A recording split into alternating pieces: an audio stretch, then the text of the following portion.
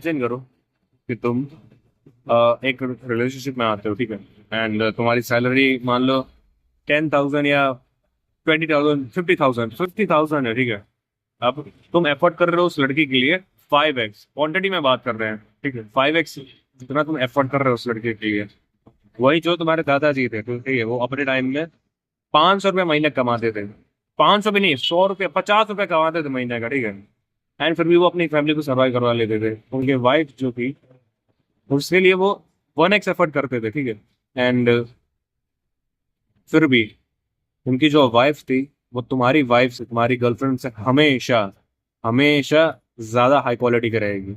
Your wife, this is effect called होफ्लेशन। होफ्लेशन यानी क्या? ये दो वर्ड से मिक्स होकर बना है। हो, स्लट एंड इन्फ्लेशन, यानी कि जो इंक्रीमेंट ऑफ प्राइस या फिर रेट होता है, ठीक है, हर साल जो टाइम के साथ बढ़ता जाता है, उसको कहते हैं इन्फ्लेशन। अभी होफ्लेशन क्या कहता है कि जैसे जैसे समय जाता है वैसे वैसे आपको ज्यादा एफर्ट और प्राइस पे करनी पड़ती है उसके जितनी या फिर उससे कम क्वांटिटी वाली, कम क्वांटिटी क्या, कम क्वालिटी वाली चीजों के लिए।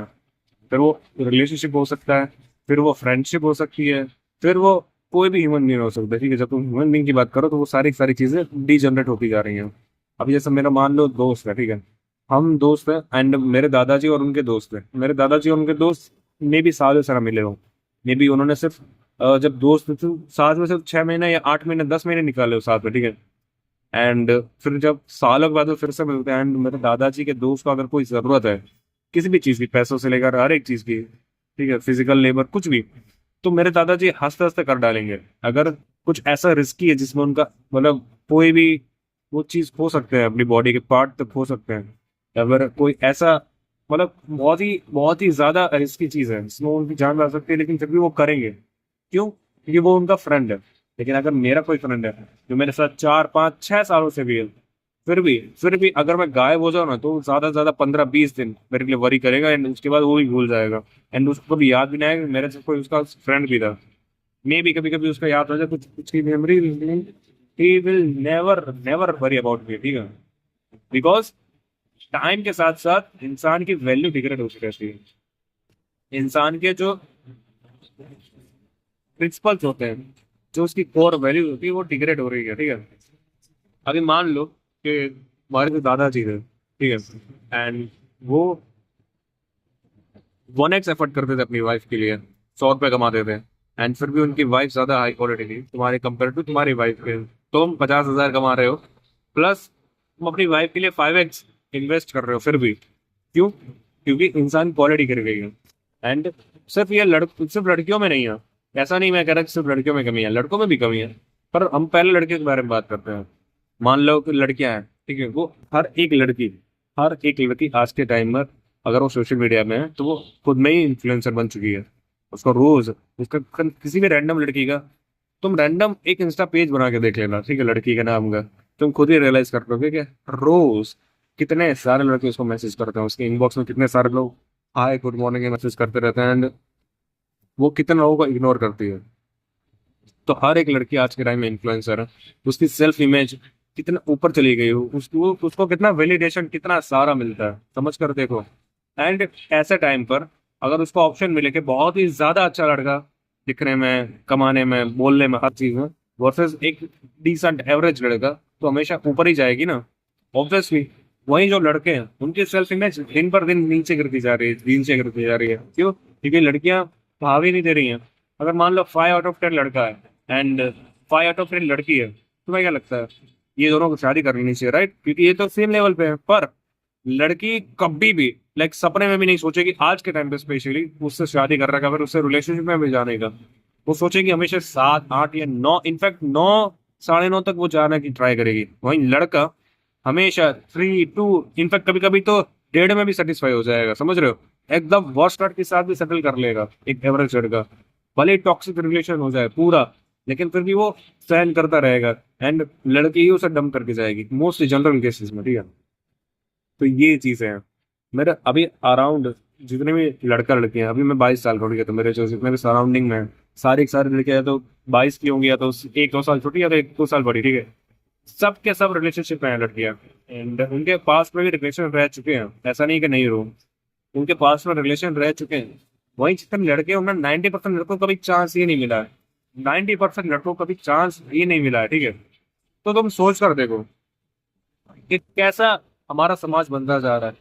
टाइम जैसे जैसे जाएगा, ये जो, देखो पहले हमारे दादी के टाइम पर, हमारे मदर के टाइम पर जो डी जनरेशन थी वो धीमे धीमे ग्रो कर रही थी। हमारे दादी के टाइम में एकदम माइनॉरिटी पे थी, इसलिए तुम्हारे दादाजी को आराम से एक हाई क्वालिटी वुमेन मिल गई। तुम्हारे पेरेंट के टाइम पर थोड़ा थोड़ा मीडियम थी, लेकिन फिर भी बहुत ही कम थी आज कंपेरेटिवली, इसलिए उनको भी हाई क्वालिटी वुमेन मिल गई। पर जो तुम्हारा टाइम है, तुम्हारा एक आखिरी टाइम ऐसा है कि तुम्हें शायद एक हाई क्वालिटी वुमन मिल जाए, शायद, मे बी। लेकिन जो तुम्हारा बाद की जो जनरेशन है उसमें तो बिल्कुल ही चांसेस नहीं है, उसमें तो है ही नहीं चांसेस, ठीक है। तुम्हारे जो बच्चे होंगे उसके लिए तो कोई स्कोप ही नहीं है हाई क्वालिटी वुमन का। अब हाई क्वालिटी वुमन क्या होती है वो सबके लिए अलग अलग हो सकता है। मे बी किसी के लिए ऐसा हो सकता है कि जो अच्छा से खाना बना सकती है, मे बी किसी के लिए ऐसा हो सकता है जो की बातें अच्छे से सुन सकती है, मे बी किसी के लिए ऐसा हो कि जो इसका म्यूजिक टेस्ट उनके जैसा हो, मे बी किसी के लिए ऐसा हो सकता है जो परिवार को लेकर चले। मेरे लिए पर्सनली ऐसा है कि जो मुझे संभाले, मेरे परिवार को संभाले, जिसको खाना बनाना आता, ताकि क्योंकि मुझे बनाना नहीं आता, ठीक है।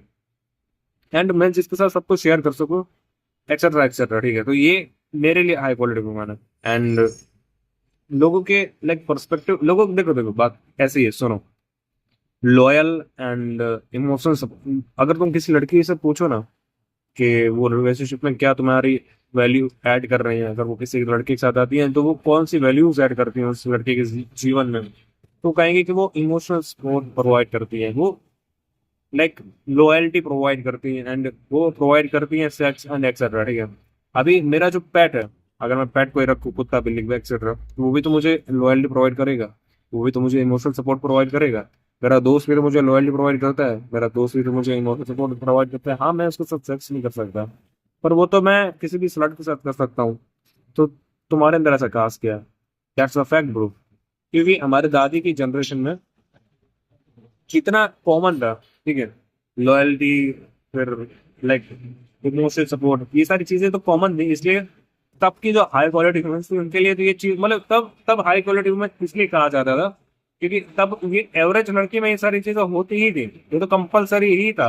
लेकिन जैसे जैसे हमारे जो डिजेनरेसी बढ़ रही है, वैसे वैसे ये सारी चीजें रेयर होती जा रही है। एंड इसलिए इसलिए वो लोग कहती हैं कि वो लोग ये सारी चीजें प्रोवाइड कर सकते हैं, लेकिन एक्चुअल में इन, अभी जैसे मैं हूँ, ठीक है, मैं जब साथ में था तब से मुठ मार रहा हूँ। एंड मेरे जो दादाजी थे, एक बार सोच कर देखो, उस बंदे ने कभी भी मुठ मारा होगा?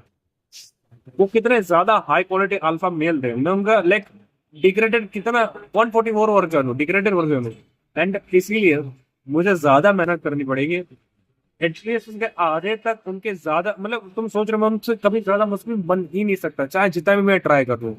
बट उनके आधा मस्कुलिन, उनसे लाइक उनके बराबर बनने के लिए भी मुझे कितना ज्यादा एफर्ट करना पड़ेगा।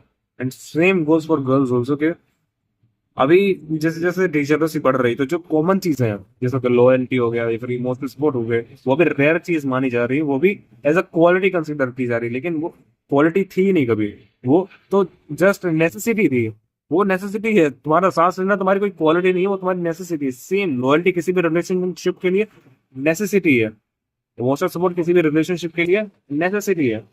अभी बहुत सारे लड़के खाना बनाना सीख रहे हैं, मैं भी खाना बनाना सीख रहा हूँ, एंड मैं जिम जाता हूँ, मैं गिटार बजाना सीखता हूँ, मैं लाइक पढ़ता हूँ, मैं भी वीडियोस बना रहा हूँ, पैसा कमाना सीख रहा हूँ, मैं जॉब पर जाता हूँ, ठीक है, मैं इतनी सारी चीजें कर रहा हूँ। वहीं अगर मेरी शादी किसी एक ऐसी लड़की से हो जाए जो दिल्ली या मुंबई या अहमदाबाद के किसी हाई फाई एरिया से आती है, जिसको ना ढंग से खाना बनाना आता हो, ना फेल होती हो, जिसके पास में रिलेशनशिप रह चुके हो, जिसके पास जॉब ना हो, कुछ ना हो, ठीक है, तो उसने मेरे लिए कितनी मेहनत की, कितनी सी भी नहीं, लेकिन मैंने कितने सारे एफर्ट्स दिए उसको पाने के लिए। And this is the fact. Majority cases में अब यही हो रहा है एंड यही होता रहेगा। एंड धीमे धीमे धीमे धीमे धीमे धीमे जो तुम्हारे बच्चे की जनरेशन है इसी, उसमें तो ये एक्सट्रीम पर होगा। अब कुछ ऐसा अचानक कुछ हो जाए अननेचुरल चीज तो बात अलग है, लेकिन ये चीज ऐसा ही होने वाली है। अब तुम पूछो कि इसका सोल्यूशन क्या है? इसका कोई सोल्यूशन नहीं है, लिटरली इसका कोई भी सोल्यूशन नहीं है। तुम क्या कर सकते हो? तुम बस अपनी जनरेशन में अपने लिए एक हाई क्वालिटी वुमेन ढूंढ सकते हो, वो भी बहुत ही अर्ली स्टेजेस में, रिलेशनशिप में आकर बहुत ही अर्ली स्टेजेस में खुद को डेवलप करके, कम्युनिकेशन स्किल्स डेवलप करके, खुद को लुक्स मैक्स करके, ताकि तुम सामने वाले की लाइफ को कुछ प्रोवाइड कर सको एंड वो तुम्हारी लाइफ में ऐड होकर कुछ ना कुछ हाई क्वालिटी लेसन तुम सीख सके, तुम्हारे साथ रह सके, तुम्हारे साथ वो डेवलप हो, ग्रो करे तुम्हारे साथ। जब तुम अर्ली स्टेजेस ऑफ लाइफ में रिलेशनशिप में आते हो, ठीक है, तो तुम्हारे डीजेनरेसी फैलाने का, खुद डीजेनरेट होने के चांसेस बहुत ही कम हो जाते हैं। सो ट्राई करो, एंड या एफर्ट्स मात्र और जगह करियर पर भी ध्यान दो, क्योंकि ये दुनिया बहुत ही लाइक डिस्ट्रैक्टेड हो गई है। तो इस दुनिया में जीना बहुत ही आसान है तुम्हारे लिए, अगर तुम जरा सा फोकस और जरा सा डेडिकेशन दिखा दो। एंड या दिस इज इट। तुम कुछ कर नहीं सकते हो, लेकिन तुम जो कर सकते हो वो सिर्फ इतना है कि तुम खुद को बचा सकते हो। तो खुद को बचाने की ट्राई करो। एंड इसी लेसन के साथ मिलते हैं अगली वीडियो में। Thanks for watching.